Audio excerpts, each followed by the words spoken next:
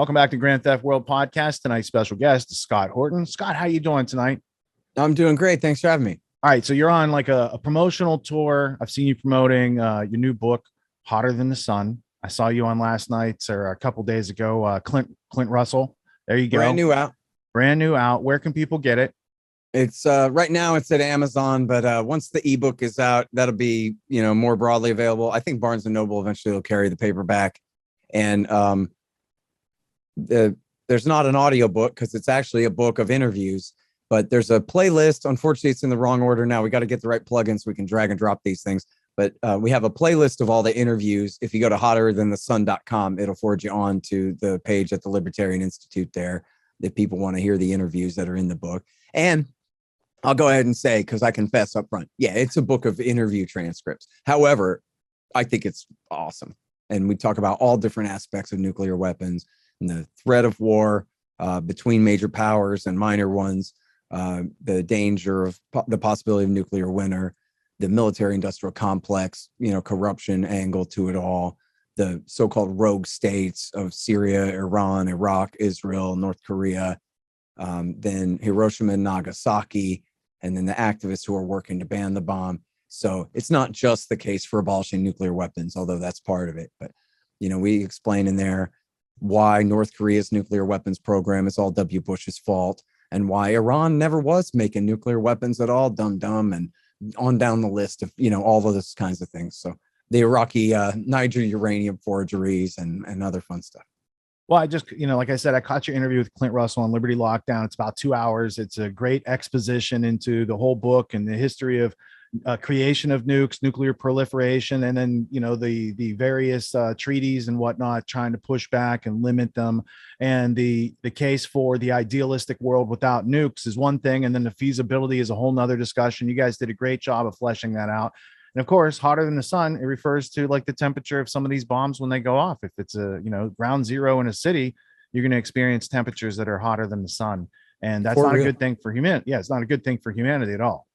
No, it's crazy. And listen, I interviewed a guy from Forbes magazine, a scientist who writes, has like a collection of scientists who write a column at Forbes.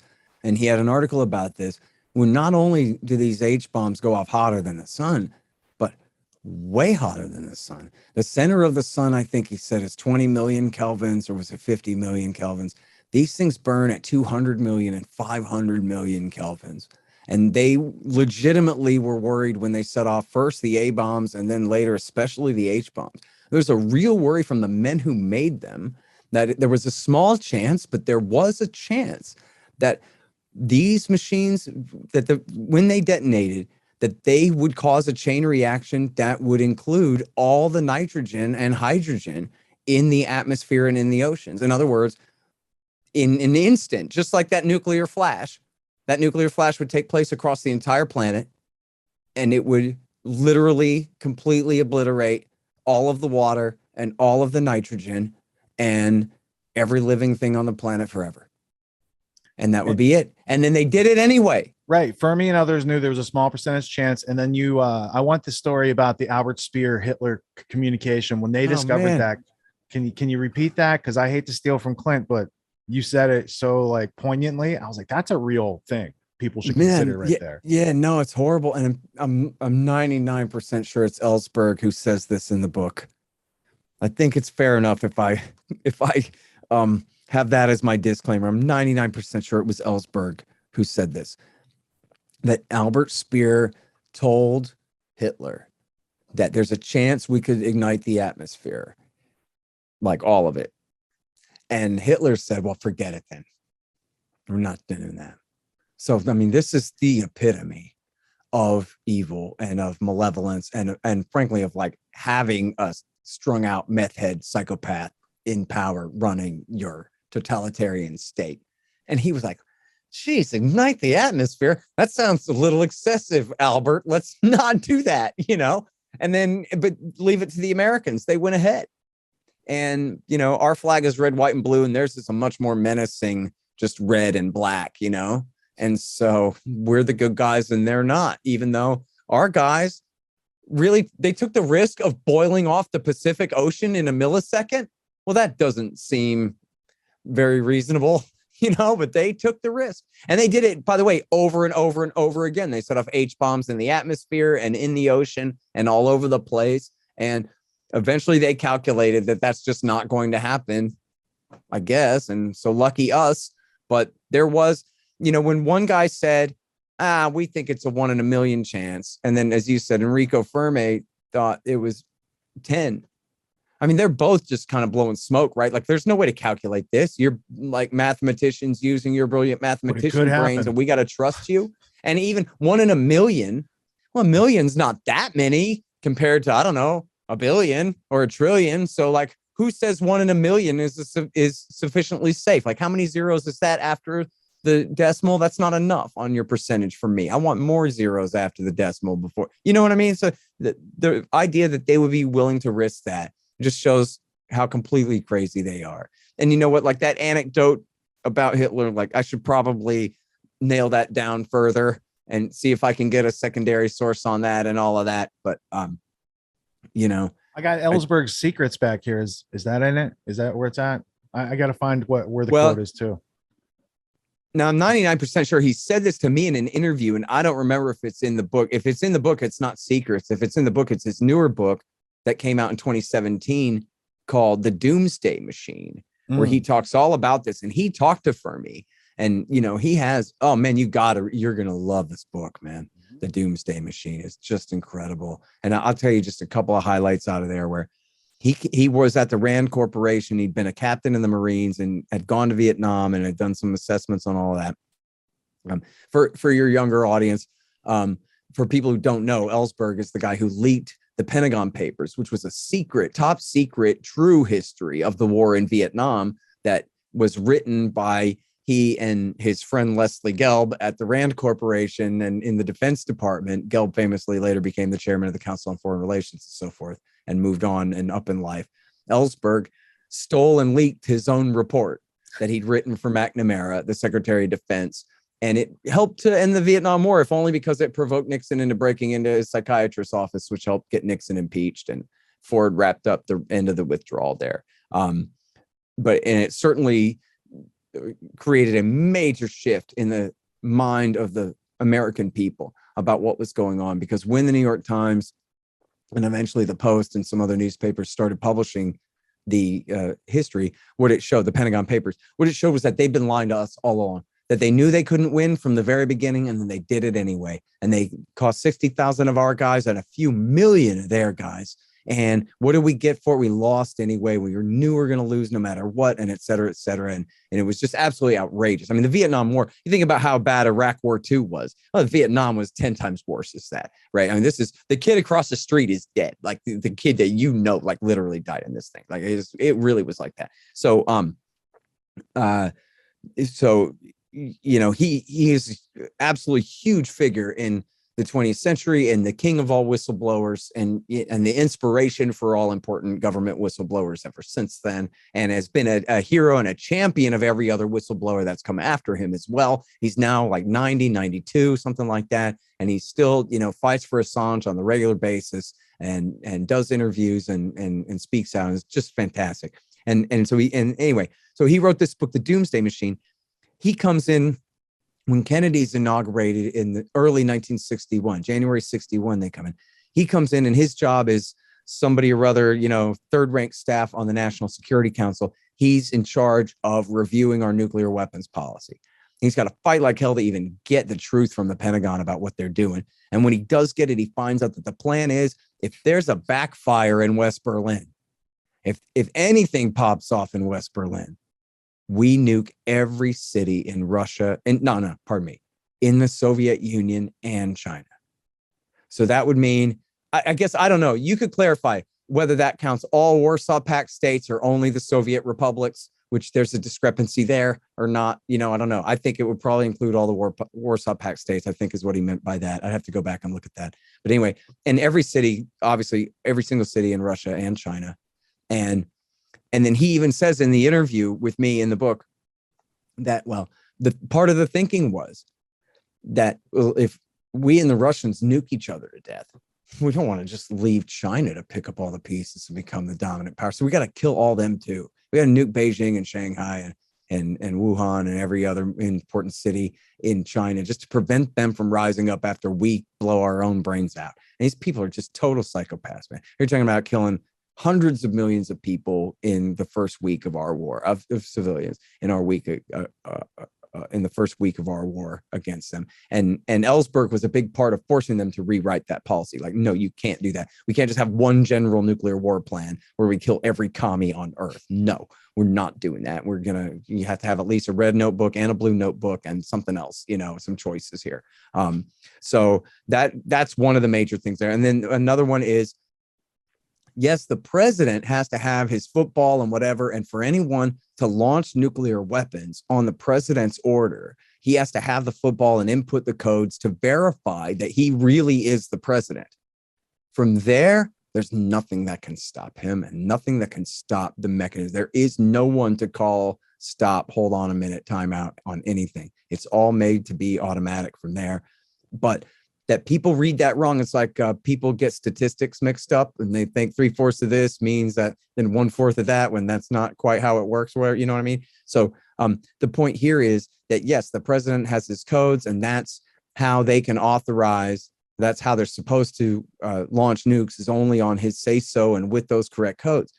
But that does not mean that all those generals and all those admirals and all those captains, for that matter, are unable to launch those nukes on their own. They absolutely are. And that Dr. Strangelove scenario where some, crazy colonel decides that he's got it all figured out and we got to launch a first strike on Russia, that he could do that. That you have, American military men all over the planet, in the middle of the ocean and in Germany and in Turkey even, and all over the place, who could, on their own authority, without the president's football whatsoever, go ahead and initiate nuclear war on their own. And the other thing was that they really had developed, I don't think it's still in effect, but they had developed in Russia, in the Soviet Union, what they called the dead hand, which meant that if we knocked them all out with a nuclear first strike, the computers would go ahead and launch all the nukes against us, which of course leaves us open to being nuked by accident by the computers, who mistakenly think that the leadership is dead when nothing happened at all or whatever. Computers don't know things, they're just stupid microchips. They don't think. And there have been so many close calls. In fact, this is something I keep forgetting to say in these interviews, which is important, which is that the Americans have all these satellites up there in space, where if anyone launches a rocket of whatever level of significance, certainly anything that can carry a nuclear payload anywhere in the world, even from, if it's the Israelis and the South Africans launching one, near the South Pole out in the Indian Ocean, we see it and go, aha, and can track that missile and know exactly what's happening. Well, the Russians don't have that, right? They have a few satellites, this and that, but they don't have that network of early warning system. So what does that mean that they have instead? It means they have ground-based radars and a lot of guesswork, where our, so-called intelligence, our information would actually be coming in with real ones and zeros representing something that's really happening. They have a lot of, we don't really know. We have a report of something here, but it won't be confirmed until when and whatever. And they have to guess and take a lot more chances. And that means that their trigger finger is a lot itchier than maybe it otherwise would be, because they have only these ground-based sensors and they're quite unreliable. You know what I mean? And in fact, I'm sure you've probably heard this story, but people should be at least familiar with this one. There's 20 of these. There's a guy named Eric Schlosser wrote a book. There's 20 of these type close calls. But one of the more famous ones, which is interesting because it's just totally accidental and stupid, is the Norwegians in 1991, this is totally after the Cold War. The USSR still stands, or was it 93? I'm almost certain it was 91. The Cold War is over. We're all friends again. It's all cool. And the Norwegians warn the Russians, hey, man, we're about to launch a rocket into space here, so don't panic. It's just a rocket. And the Russians are like, okay, good, roger that. But then it gets lost in the chain of command. And Yuri doesn't tell Sergei and whatever, just got lost. And so then they launched the rocket and the military establishment completely panicked and thought it was the first strike on Moscow. And they almost went to nuclear war. And as keeps happening in these stories, there's 2 or 3 stories like this. At that point, the heroic Russian military bureaucrat, mid-ranking or low-level bureaucrat, refused to do his job because he thought better of it and saved humanity.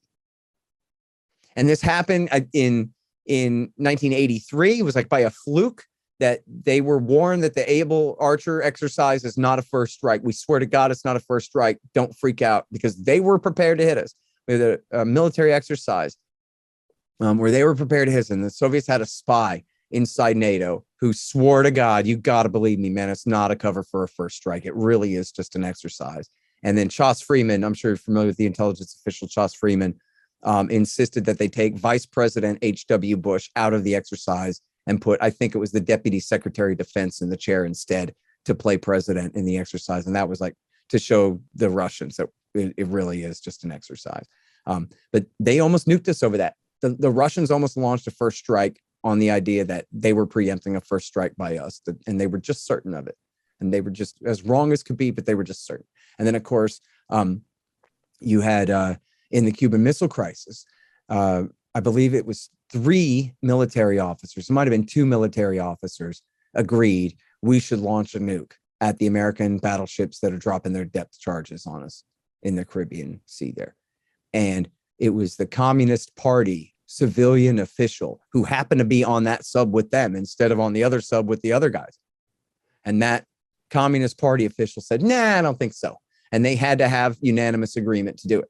But that would have been the Armageddon right then and there. 1962 would have been the end of the world, the end of the northern world.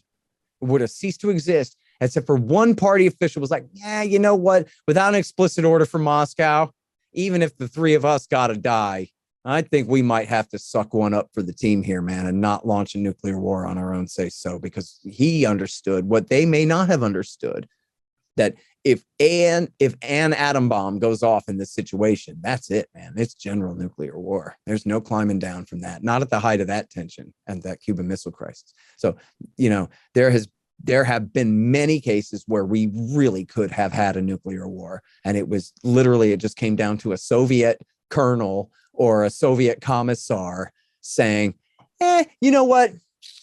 I'm going to wait and see if the computer readout really is right here. And like, especially it was Stanislav or whatever was the one, I think was the guy's name, where he was certain that if he had told his commanders what was happening, they would have launched the nukes.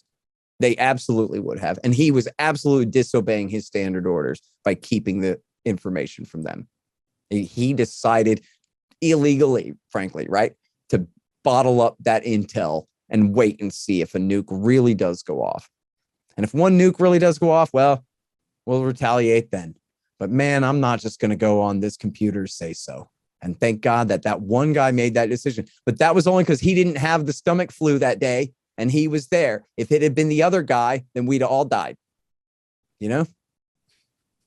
Crazy, so man. For our whole lives, they've hung this nuclear fear of complete annihilation, Armageddon, over everyone's heads, right? So we're kind of born into the duck and cover. You know, our parents were like duck and cover under the desks, and they were told a whole bunch of silly stuff, right?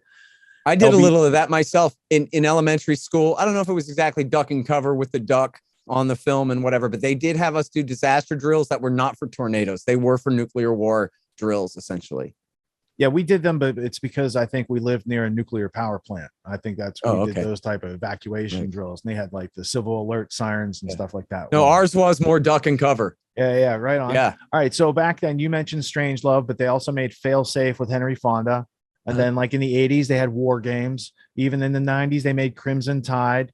And there's a couple other ones. I said War Games Day After. So there was like for 40 years, they're making someone flips the wrong switch or has the wrong code or whatever, a nuclear holocaust. They've been putting it out there to the public for a long time. What in your research was the justification for the Americans and British to work on these types of atomic weapons in the first place? Oh, well, I mean, to me, it was unjustified. I mean, if you ask them, the fear was Hitler was going to get them first.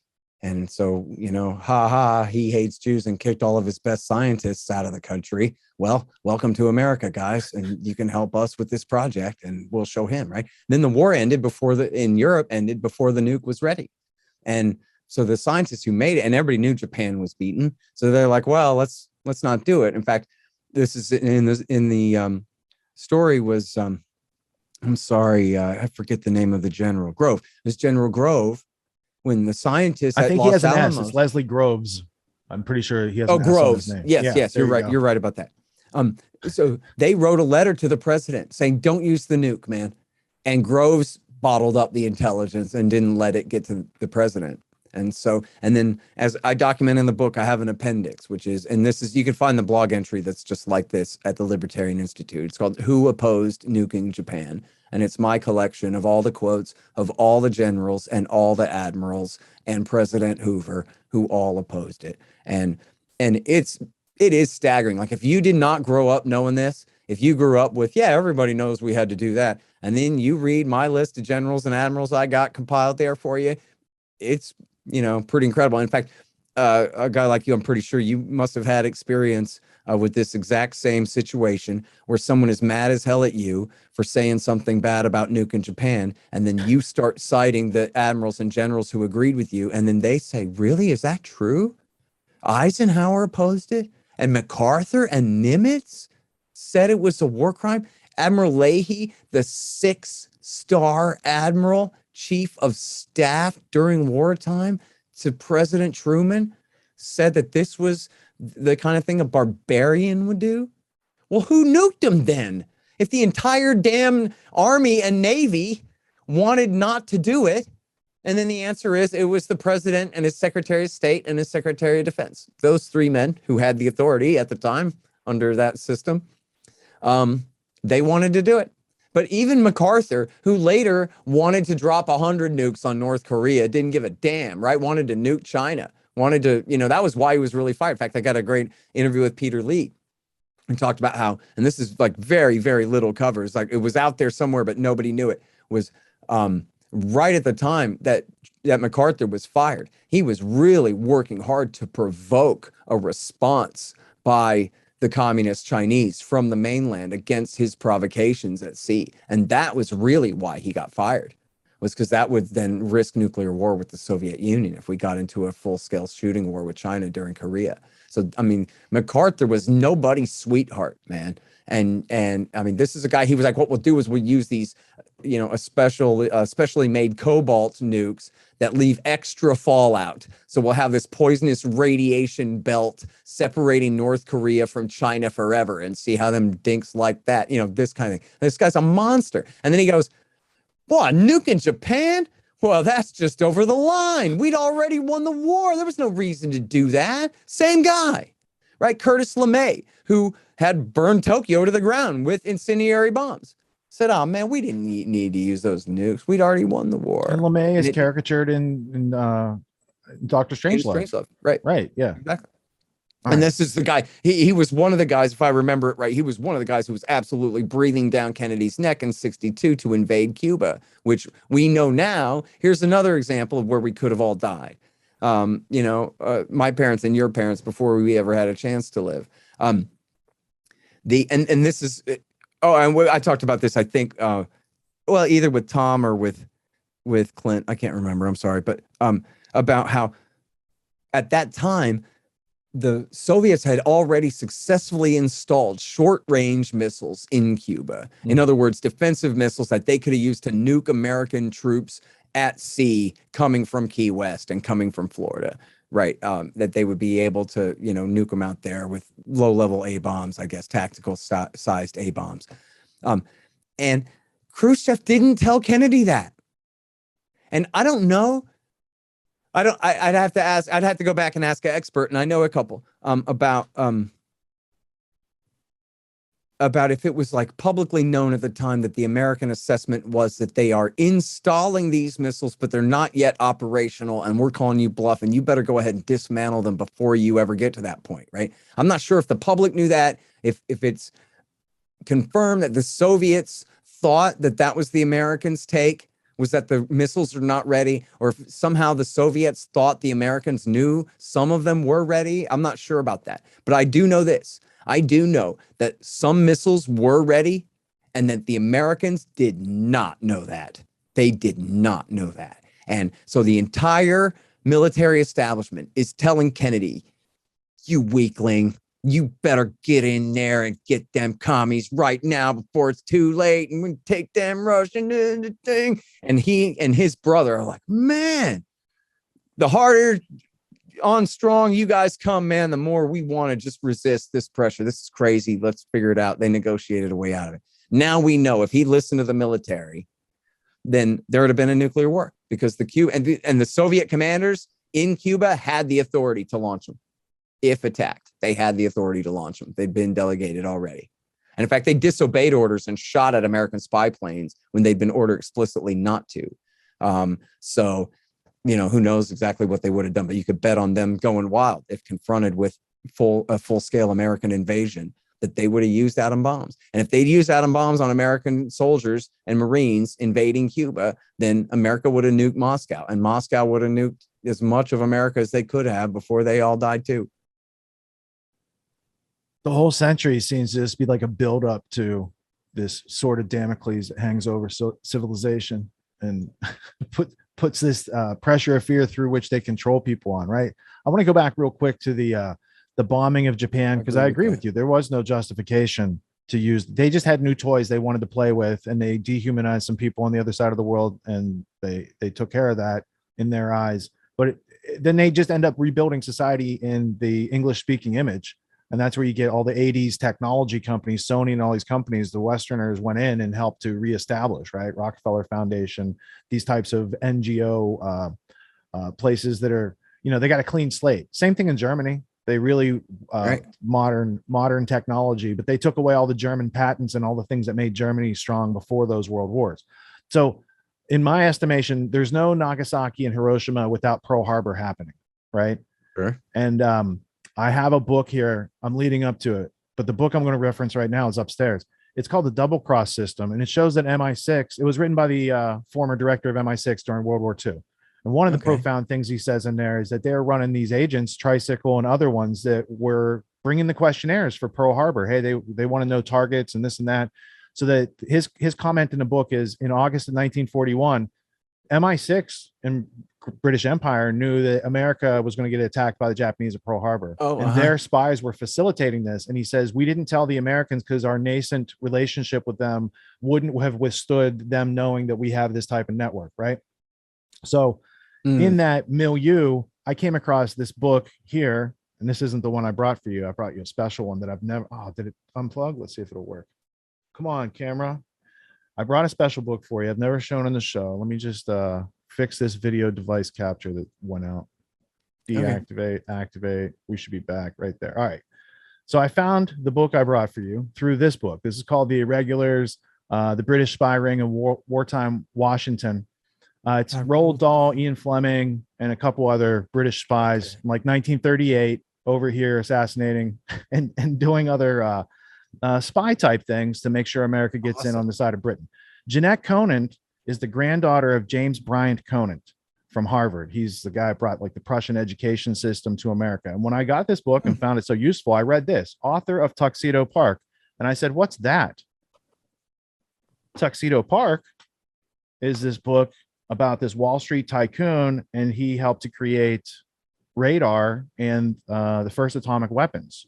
And it starts in like 1928. And I was like, whoa, how did Hitler influence that? So I'll just read from the back. There's a couple quotes. There's one from Vonnegut. They're all pretty good quotes, but this one here, Alfred Lee Loomis, who lived among the swells in the gated Tuxedo Park.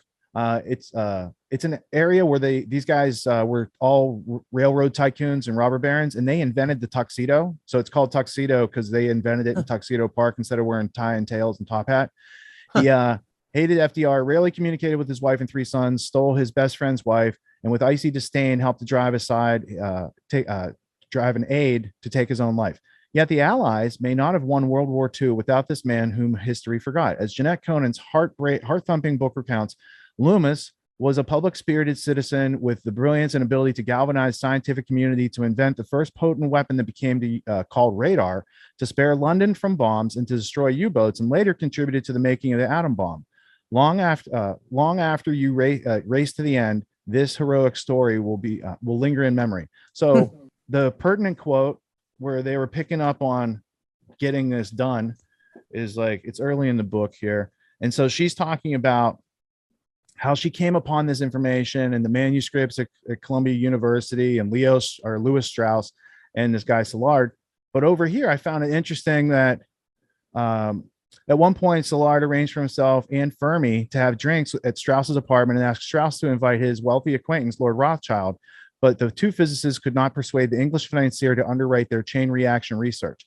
So this is going on pre-Hitler, I'm pretty sure, because I haven't looked at this book in years, but I remembered it this morning when I heard you talking with Clint. So the ideas for the research of radar and the atomic weapons were going on. I think I'll have to look for the page, but it was 1928, and like Hitler's not even a thing at that point. But when Hitler does become a thing, the Americans take on like the bombing of Dresden, which is a very British, scorched earth campaign type of thing, right? Just like the bombing in Hamburg as well, of Hamburg and Tokyo, all these other places, right? So really the crux of my work for the past 20 years has been like, America existed and the British tried 2 times militarily to take us back over. In the 20th century, they installed a bunch of apparati that helped to ameliorate American interests back with the British Empire, right? And there's a whole bunch of good artifacts and evidence to that. And Quigley talks a little bit about it, but I really dug into, like, when I read The Irregulars, this was like one of 40 books that I read on British intelligence and the origins of American intelligence. And it's like the East India Company needed an intelligence system. And if like later they make that government, but it's always been the opium monopoly and narco terrorism. And then they have a veneer of government on that to kind of shroud their activities, right? Like the whole Anglo-Afghan wars, the British had 3, and then we fought the 4th for 20 years over a territory that they've been in up to their necks for 200 years. Yeah, man. I mean, look, well, hell, I mean, Quigley didn't just write a little about this, right? He wrote the whole book, The Anglo-American Establishment, and talks a lot about this in Tragedy and Hope as well, that this was Cecil Rhodes' dream from back in the 19th century, was to reunite, to essentially cancel the American Revolution and reunite America and Britain together as, the supreme Anglo power. And in fact, it's funny to read because as he's writing this, the Germans are the N-words, right? They're these filthy, dirty, unclean mud people, and only the English and the Americans are, all the way white or whatever is essentially the way he's phrasing it. And so we got to, recreate this alliance so we can dominate all of Europe, and from there dominate all of Asia and dominate all of everything. And that'll be the game. And to that end, that was why he originally created the roundtable groups. Essentially, if I remember right, the real origin of them was before World War I. And then certainly these were the men in both countries who helped to coordinate World War I and like help coordinate the power of the English bankers with J.P. Morgan and his allies, during that time. And I think as as Murray Rothbard explains very well in Wall Street Banks and American Foreign Policy, that I think the way he phrases it, he says World War II is a compromise between the Morgans and the Rockefellers. The Morgans get to have their war in Europe and the Rockefellers get to have their war in Asia.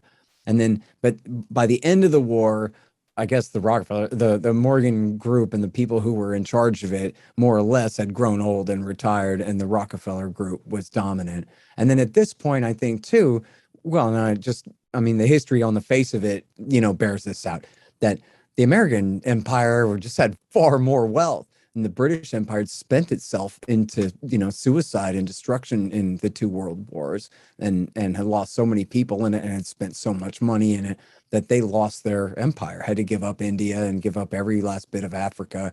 And then when it came down to it at Suez, Eisenhower was like, no, dude, at the end of the day, I'm the big dog and you guys are the junior partner in this thing. And I think that is how it's really played out since that time.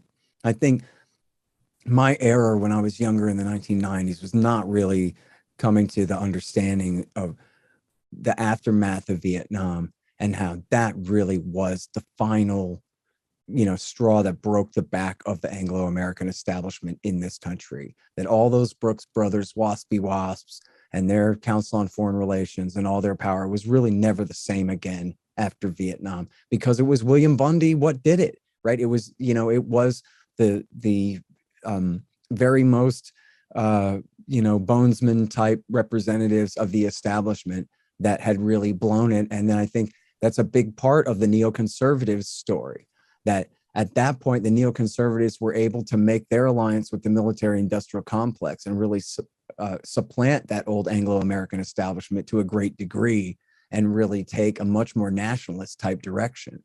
And I guess I'm kicking myself because I should have known. I'm still kicking myself all these years later because it took me until really probably late 02 or early 03 for me to finally get it through my head that what I should have figured out in 1999 at the very latest, which was all this one world government stuff is already wrecked and they're not able to do it in any like real substantive way. And mostly, in fact, there was a guy in my cab, I think, set me straight on this, that the Americans will never share that much power with the Russians.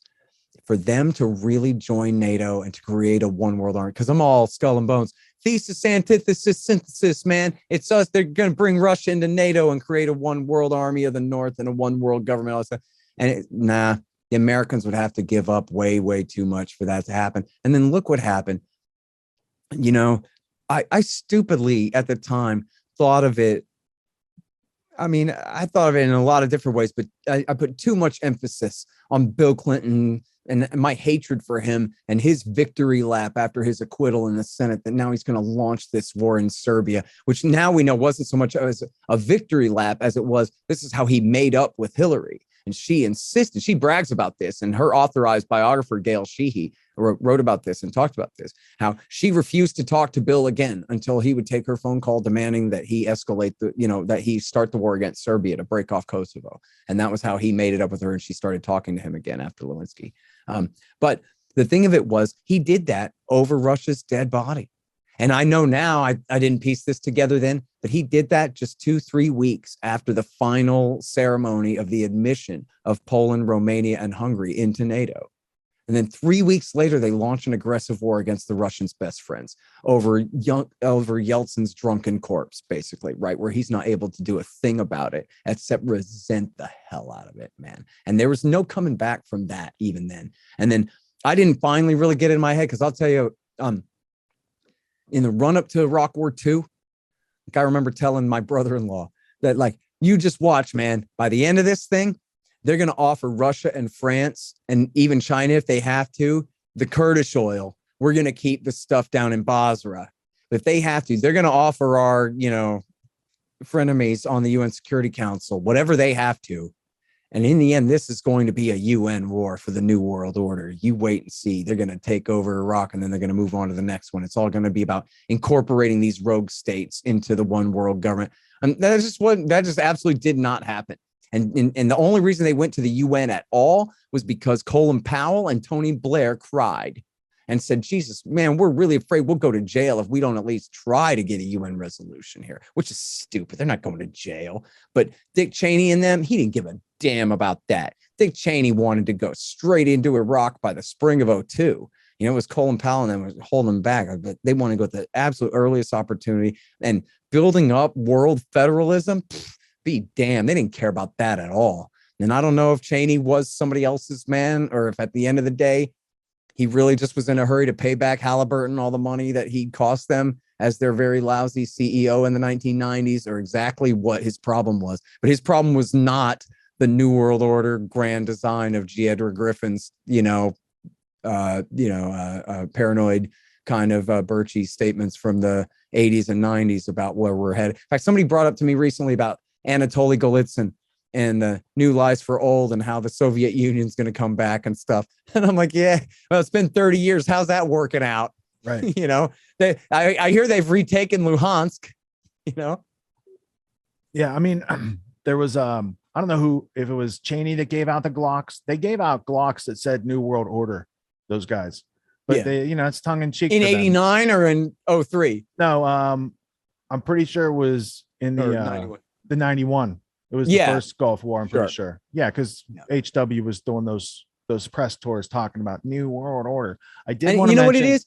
I guess I thought at the time, Richard, that when you have a president like Ronald Reagan or or maybe not as much H.W. Bush, but certainly Bush Jr., that they're going to have to act like conservatives and patriots and nationalists to some degree, while all secretly they're really building the one world government in the background kind of thing. And when Clinton's type people come into power, that's when you can see it, kind of at face value. You have Strobe Talbot bragging about that's what he wants to do in Time Magazine and this kind of thing, wasn't right? he Clinton's roommate at Oxford? Yeah, because they're both Rhodes Scholars. Yeah.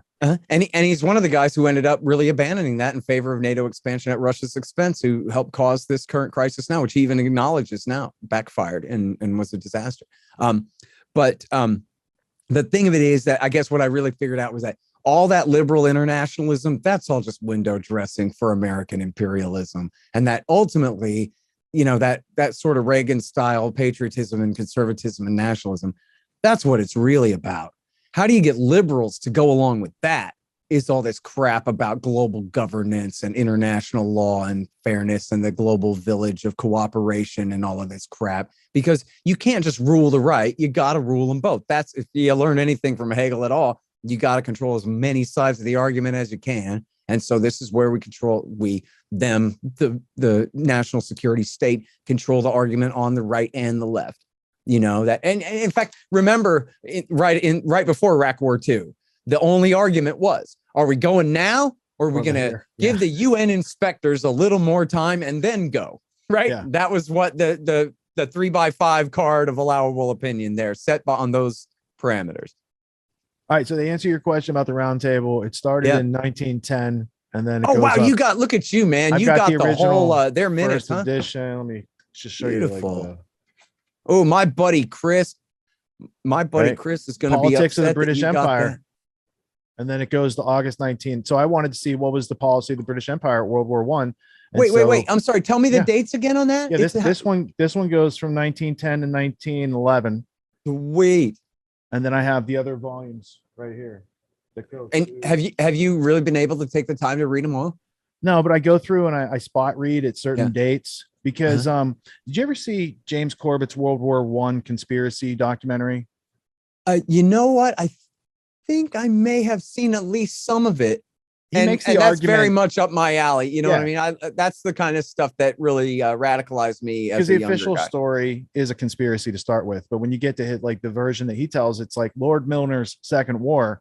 And then I have Lord Grey's papers and Colonel House's intimate papers, right? So when you read the Lusitania conversation, it's like they just had a meeting with the king, and if this should happen, what are we going to do? And like a couple hours later, that thing happens, and then America comes into the war. They totally talked it out, and they wrote letters, and they have like books about it. So he used some of those artifacts in that storyline, because I think that people in America, they just see our history, and our history gets dragged through the mud in the 20th century.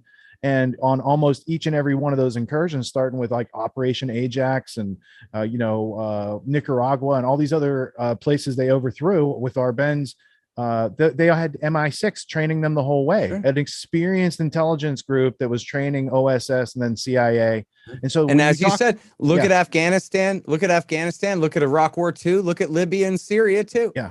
And as I said, I think, at the end of the day, which is the Monty Python movie where the American CEO's pirate ship comes up next to the old Brits and they take them over and the hostile takeover thing. Like at the end of the day, I think the Americans, they have the money and the might.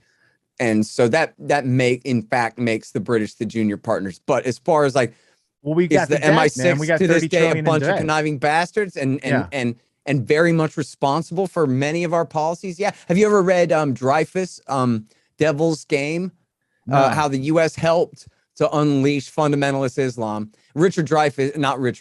Robert Dreyfus. He's great. I hate Richard Dreyfus. Robert Dreyfus. He's a former LaRouche guy.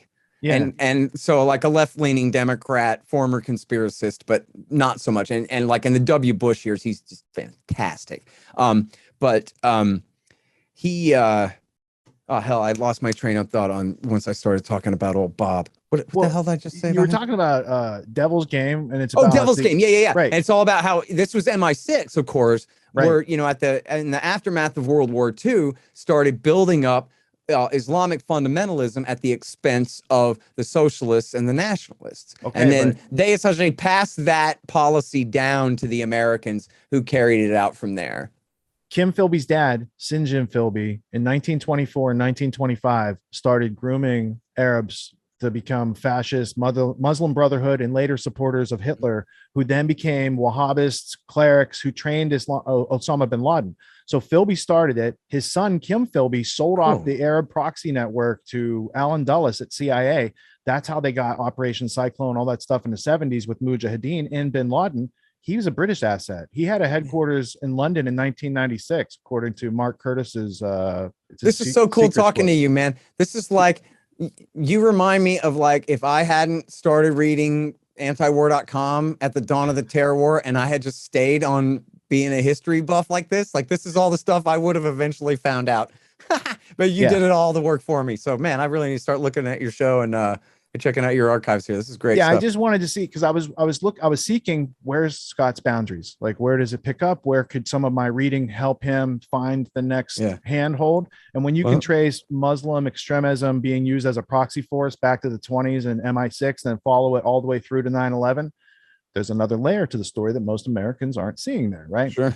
USS yeah, Liberty, I mean, my GCHQ history usually doesn't go Liberty. that far back. Yeah. Like I know about Lawrence of Arabia and all that, but I don't think I've ever, like in my narrative, do I like tie that to, I usually would start, like if I gave a speech about it, I say, well, our story starts in 79. And by that, of course, I mean 1953. And because in 1953 is when the Iranian Revolution, the original coup that led to all the rest of our story there, kind of thing. I usually don't go back much further than that, just because the story I really want to tell is the one of our time, that people remember living through this, but they didn't understand it when it happened. And so, but I want to remind them and help fill in the gaps of the things that they do know about how one of these conflicts led to the next, during this time. But no, I'm totally fascinated about all this early history and all the roundtable stuff and all this. Like, I guess I started reading, really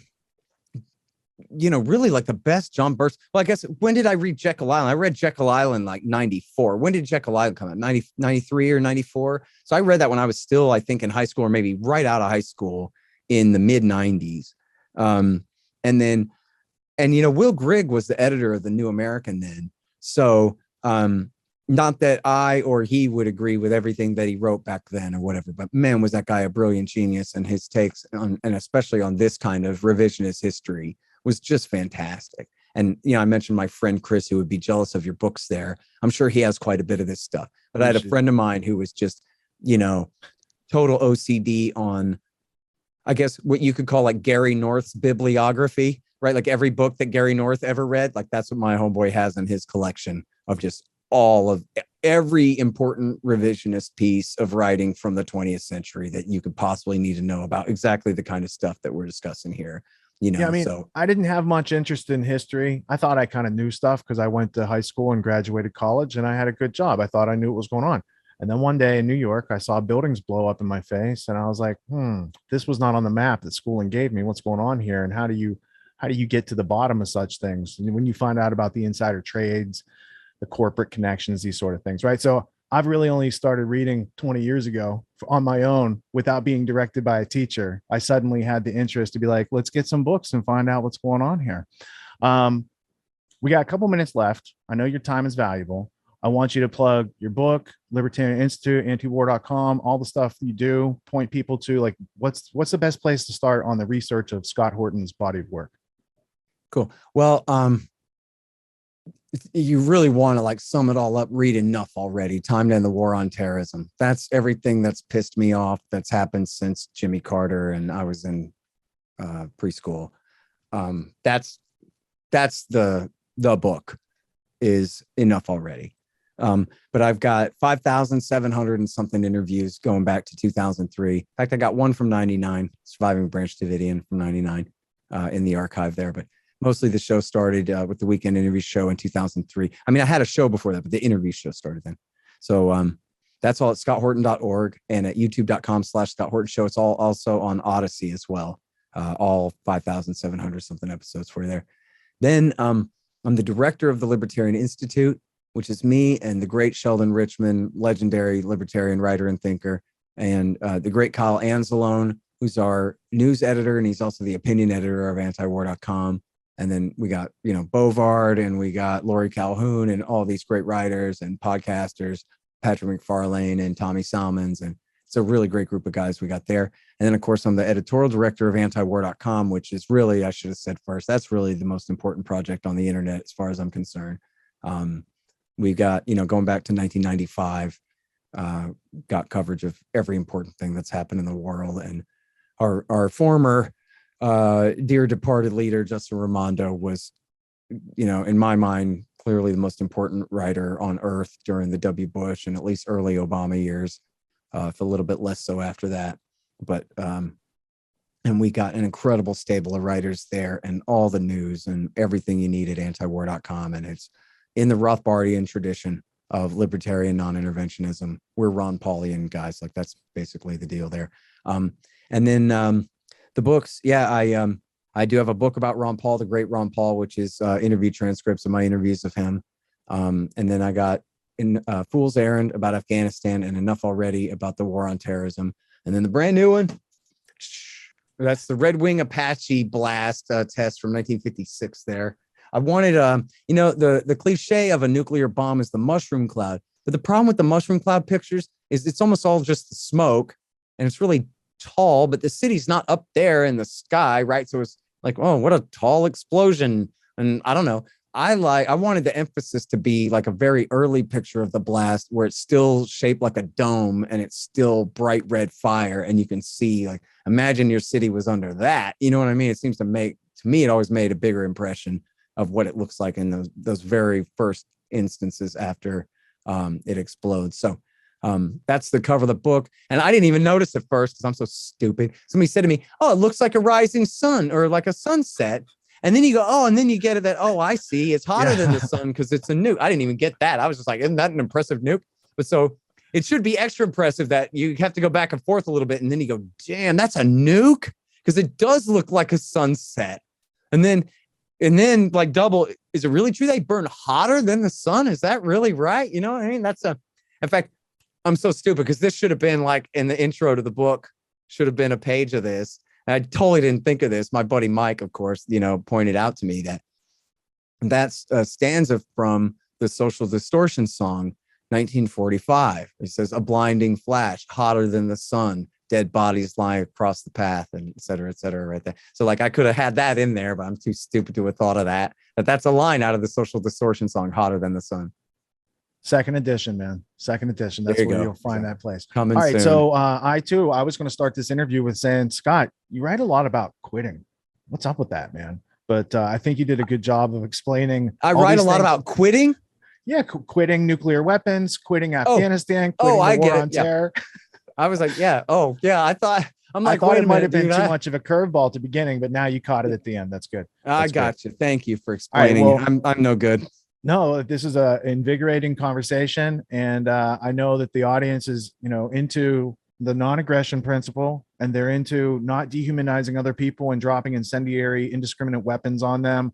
So I think like these are yay freedom conversations that more people can just have. And then we can be more united in these positions, because there is nobody on this planet that's so scary that we need those thermonuclear weapons rolling around and just like loose.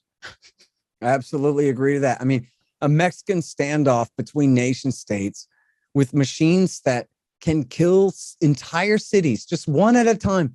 Just one can kill an entire city. It's just madness. Like if we were Kang and Kodos and we just got here and arrived in orbit and said, so this is how the humans do things, we would think that this is completely crazy. There's got to be another way. And it doesn't have to be a one world government with a monopoly on them either. There's got to be a better way than this permanent thermonuclear Mexican style standoff that we have here. It's just, we've got to find a way to negotiate our way out of this thing. 100%. We need to decentralize freedom. Absolutely. All Scott, the way thanks down. Thanks for making the time. And I look forward to talking to you again, because I'll bring different books next time. We'll do a little show and tell. Great, man. Thank you very much for having me, Richard. Thank you. Peace. What makes the Grand Theft World podcast unique, invigorating, exciting, and informative? Most other podcasts out there are either doing straight up interviews or they're just covering the daily news. They're covering current events from the day they happened. And that is effective. It's useful. It's a great starting point. And then sometimes these current events change during the week past the first story. So we like to give it a little time. You have to wait till some of the dust settles on these stories in order to give them accurate coverage. And the other thing that's really missing in the media landscape is covering the articles that are coming out every day. That's great. That's necessary. But who's bringing in contextual history so that you can understand what has been going on for decades and decades to lead up to the machinations and actions that we see unfolding today? So what we do here on the podcast is we cover current events. Many of these things are censored, but we wait about a week. As a forensic historian, I focused mainly through my career on the history of globalism and collectivism and things that they call maybe the New World Order. There's a lot of facts to these sort of circumstances, groups, events, activities, working groups that they've had over time. So for Grand Theft World listeners, we not only break down the current events, most of which that are censored during the week, we provide you with contextual history, we give you the source notes, the references, we do deep dives, and this really empowers you with an understanding of context and history so that you can make more informed decisions in your life. There's also a community, a membership where you guys can actually ask questions and we can get into the show and share evidence. And there's a town hall weekly for Grand Theft World for those who listen to it and are interested in covering the stories that we don't get to during a 6-hour show. Listening to it an hour a day, you could easily consume the week's news, but you're going to have substance and meaning and context and understanding. And with that, you can make higher quality decisions in your life. So if you're interested in more quality in your life, go to grandtheftworld.com, click podcast at the top, and we'll see you there. Thank you. These allegations are false. This isn't Grand Theft Auto, folks. This isn't a video game.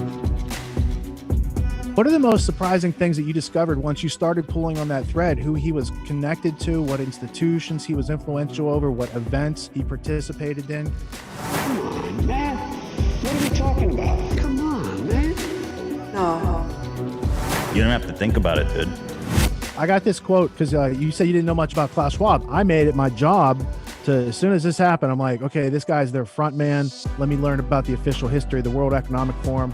I got their 40-year history. I got every book that Klaus Schwab has written or ghostwritten. I went through those books. This is one of the most interesting passages. Come on, man. Come